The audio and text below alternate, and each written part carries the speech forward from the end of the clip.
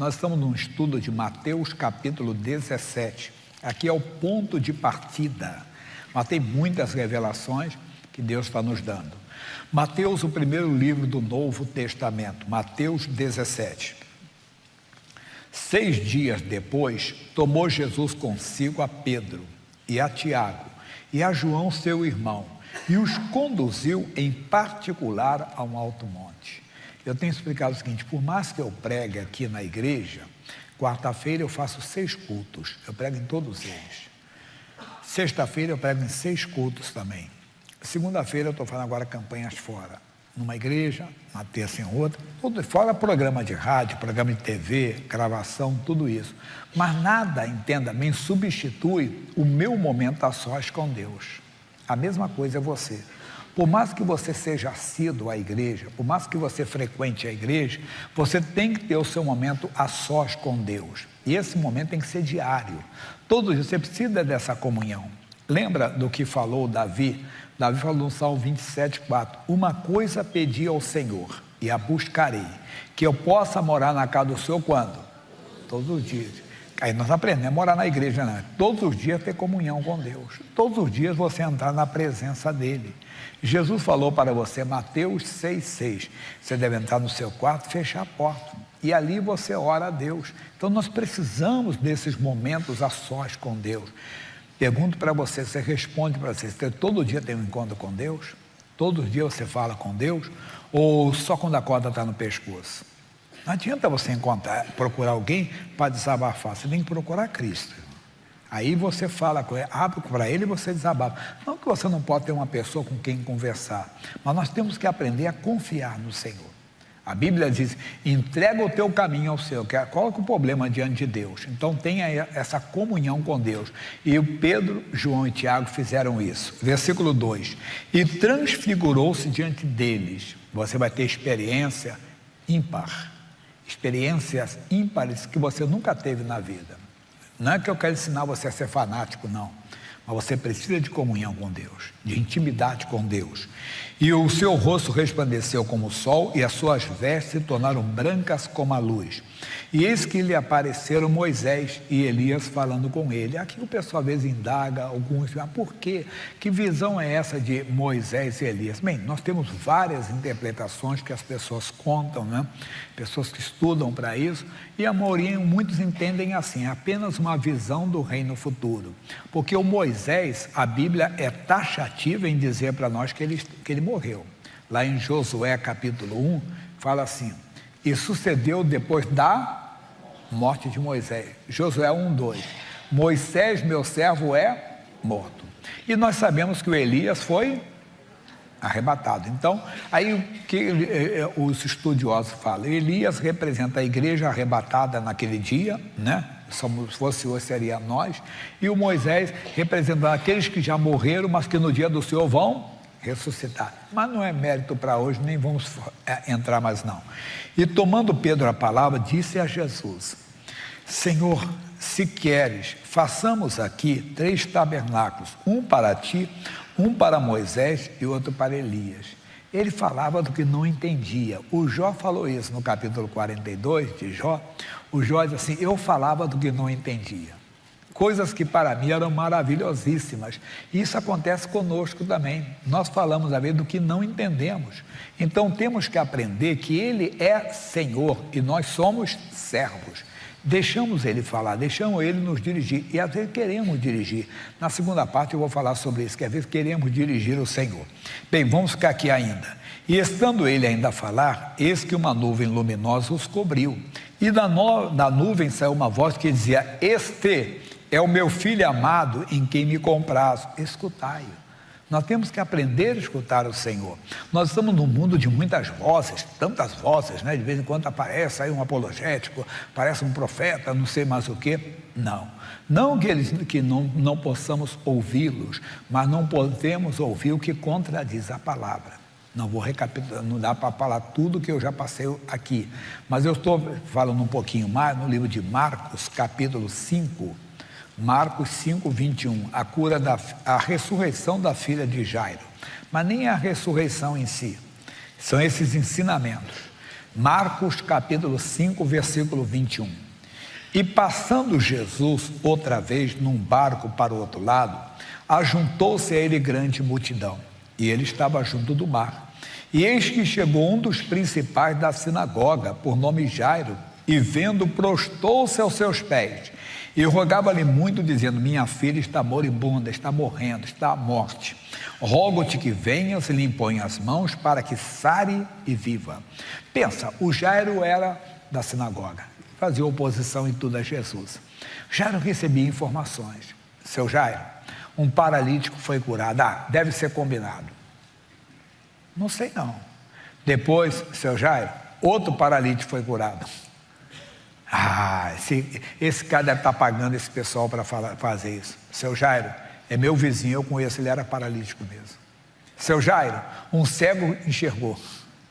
Seu Jairo, um morto ressuscitou. As informações vêm. Como também nós, antes de entrarmos na igreja, antes de conhecermos a Cristo, nós também ouvíamos falar dos milagres ou das histórias e não acreditávamos, não é verdade? Quantos de nós também achávamos que tudo era combinado, não sei mais o quê, até que acontece conosco, até que acontece perto de nós, até que acontece diante dos nossos olhos. Agora o Jairo estava precisando de um milagre. Ele disse: puxa, mas vocês falam que ele faz tantos milagres, que ele faz tantas maravilhas. Então ele foi procurar. Hoje nós não podemos deixar de falar das maravilhas, ainda que as pessoas não acreditem na hora, mas a semente vai, até que ela vai provar que Jesus é real, até que ela vai provar que Deus é bom. Por isso Paulo falou a Timóteo: temos que pregar em tempo e fora de tempo, que é sempre falando, dando um testemunho para os amigos, para as pessoas. O missionário R.S. diz, sempre que ele tem oportunidade, ele vai fora da igreja, né? Conversando com alguém.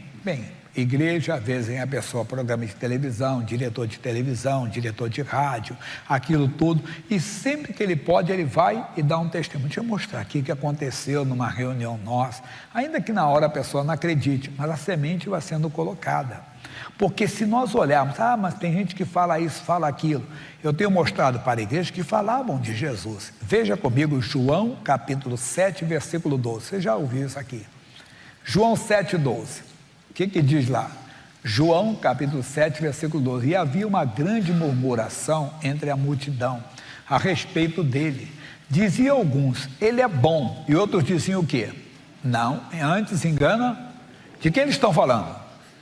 De Jesus. Se falaram isso de Jesus, imagine do Jaime, hein? Né? Imagine de você. Podem falar, nós temos que fazer a nossa parte. Alguém informou para o Jaime: seu Jairo, é verdade, os milagres acontecem. Por que ele procurou Jesus? Se a filha dele estava doente, à morte, porque ele ouviu falar dos milagres, ele ouviu falar das maravilhas. E às vezes nós não queremos, nós achamos que temos que ter uma eloquência, uma erudição tremenda, um conhecimento tremendo para falar de Jesus. Não, é só falar do que vimos e ouvimos, ou até do que presenciamos, ou do que aconteceu conosco. Por isso que o Senhor diz, Atos 1:8, recebereis a virtude do Espírito Santo que há de vir sobre vós, e ser-me-eis o quê? Testemunhas. Pronto, temos que ser testemunhas. Mas vamos voltar que tem muita coisa. Aí o versículo seguinte diz que Jesus foi com ele, e foi com ele, e diz assim, e seguia uma grande multidão que o apertava. Aí aparece uma mulher que tinha uma hemorragia.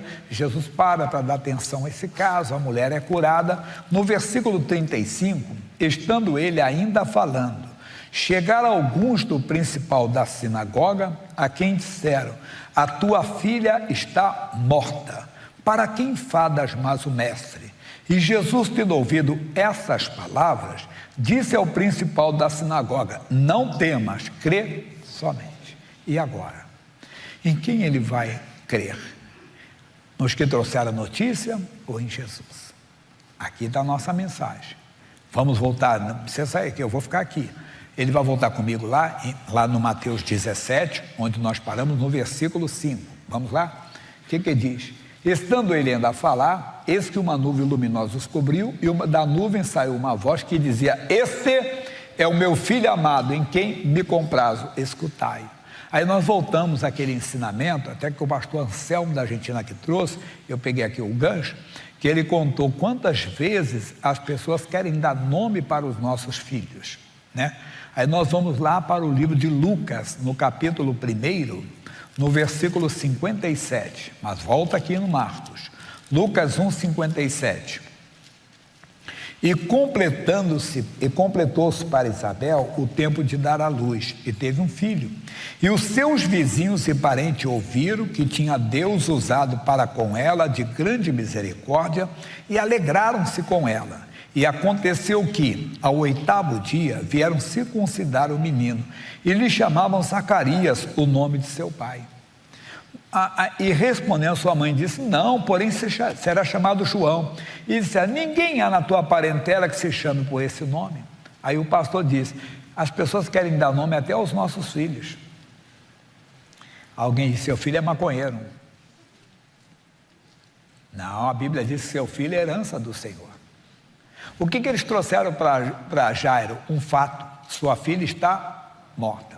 O que o vizinho fala? Ou a família fala? É um fato: seu filho é viciado em drogas, é maconheiro, como chamavam no passado. Mas a Bíblia diz que ele é herança do Senhor.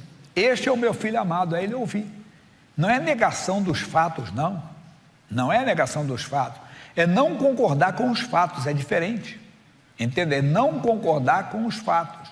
Jesus disse para ele: não temas, crê somente. Quer dizer, Jesus estava pronto para fazer o milagre. É conosco. Por que não está fazendo? Porque nós recebemos a má notícia, nós aceitamos a má notícia sem confrontá-la com a verdade, que é a palavra de Deus. Então, se o filho está nas drogas, você não tem que concordar com ele. Meu filho meu filho está amaldiçoado. Meu filho é herança do Senhor. Este é o meu filho amado, a ele eu ouvi, como falamos no início. Não posso, não consigo, mas espera aí, a Bíblia diz: tudo posso naquele que me fortalece. Como é que eu posso dizer que não posso? Em todas estas coisas somos mais que vencedores. Romanos 8:37. Então eu tenho que prestar atenção, eu tenho que ficar com aquilo que Deus diz, com aquilo que está escrito, com aquilo que Deus revela, lutando. Repito, não é negação dos fatos, é não concordar com os fatos, mas concordando com a palavra de Deus, pois Ele mesmo diz: eu velo sobre a minha palavra para a cumprir. É aceitar o que Deus diz, você vai vencer. Nós vamos ter muito mais, mas isso só não adianta. Lembra do início: é necessário ficar a sós com Ele. É necessário o seu tempo de oração, seu momento o tempo que eu digo não é tempo longo, não.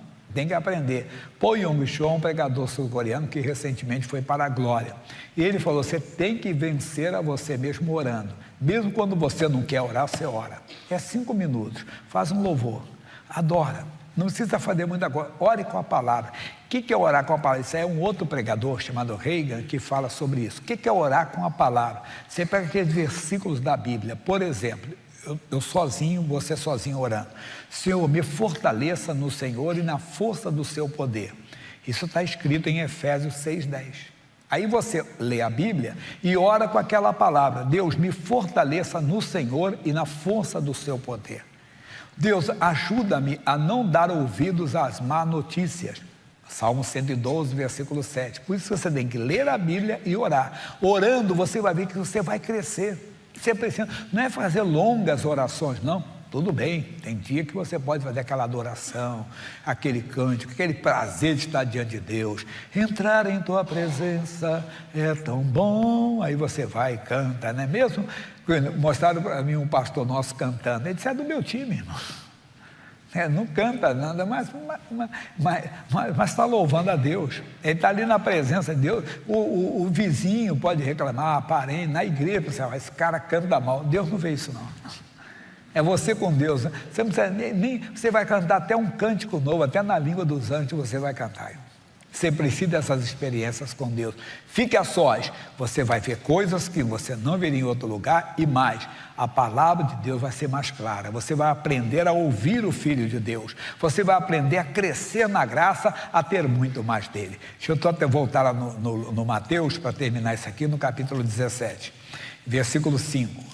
Então ele diz para nós: este é o meu filho amado em quem me comprazo, escutai-o. E os discípulos, ouvindo isso, caíram sobre o seu rosto e tiveram grande medo. E aproximando-se Jesus, tocou-lhes e disse: levantai-vos e não tenhas medo. Você não vai ter medo da presença de Deus. Você não vai ter medo das experiências com Deus. Você não vai ter medo de assumir o que Deus diz. Deus vai lhe dar uma coragem, vai lhe dar uma intrepidez. Você vai ser aquilo que a Bíblia diz que você é.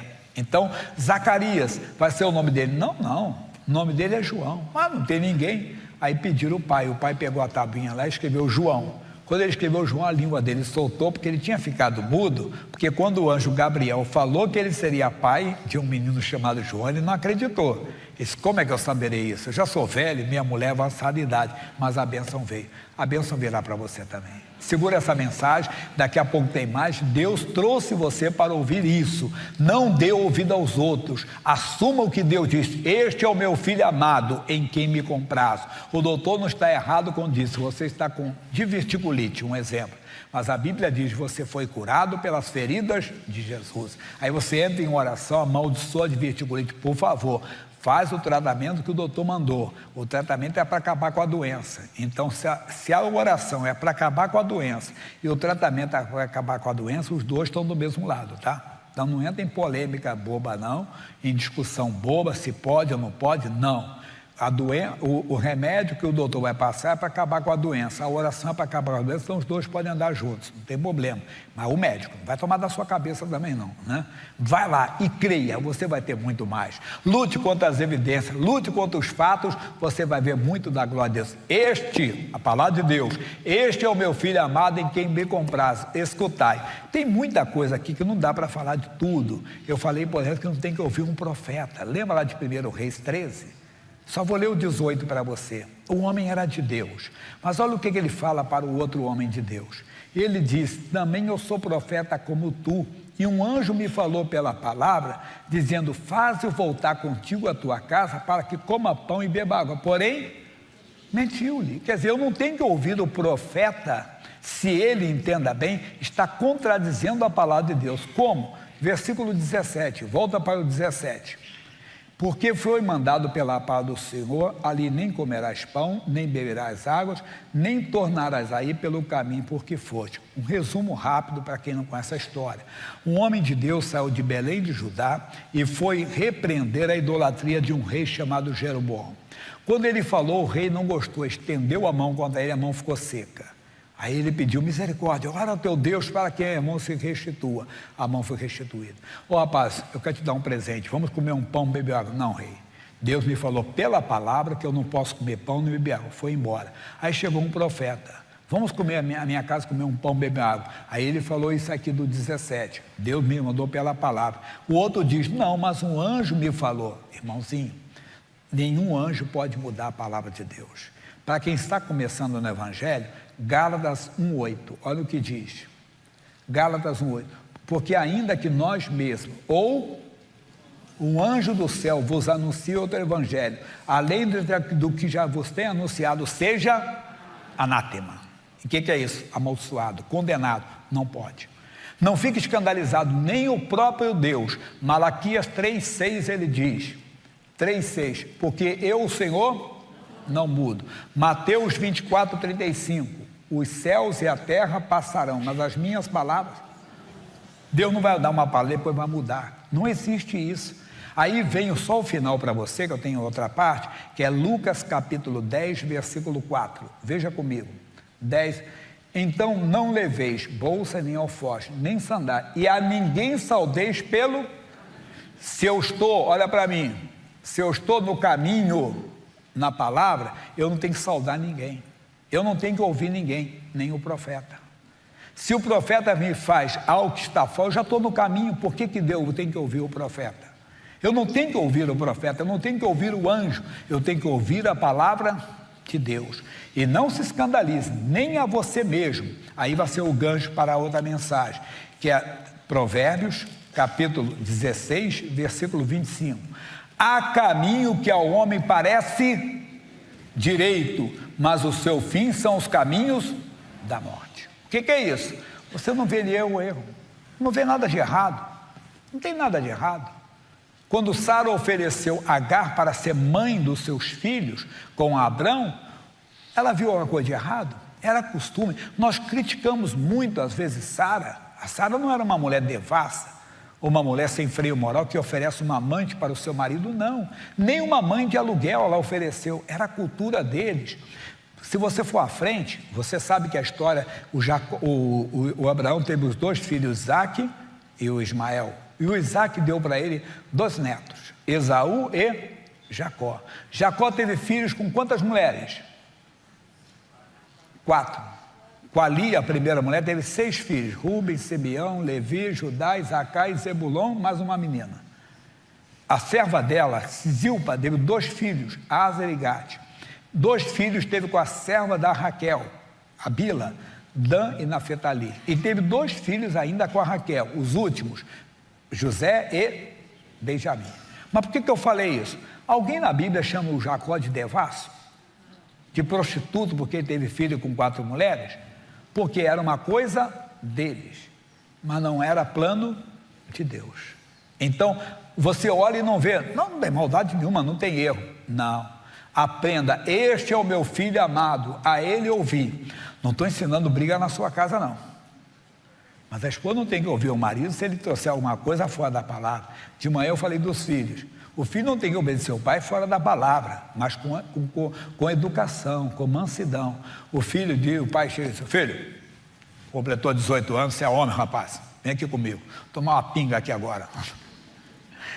E o filho diz: ô pai, está amarrado Satanás? Não, ô pai, eu sou de Jesus, não bebo, não preciso disso. Aí vai até prega para o pai e tudo, ou leva ele para outra coisa, dá para entender, uma linguagem alta, e ele diz assim: não pai, eu sou de Jesus. O que houve, meu filho? Não, um dia Deus vai me dar uma esposa, eu vou casar e vou ser muito feliz com ela. É verdade. Quer dizer, com educação você fala com o pai, não é brigando com o pai. Mas não tem, deu para entender? Não tem que obedecer o pai se ele fala alguma coisa fora da palavra. Então, mas com amor, é o que o Abraão tinha que ter falado: Sara, meu bem, Sara, meu amorzinho, vamos orar, vamos ver se isso aí é plano de Deus. Mas não orou, ele aceitou. Então, este é o meu filho amado, a ele ouvi. Segura essa palavra, daqui a pouco tem mais.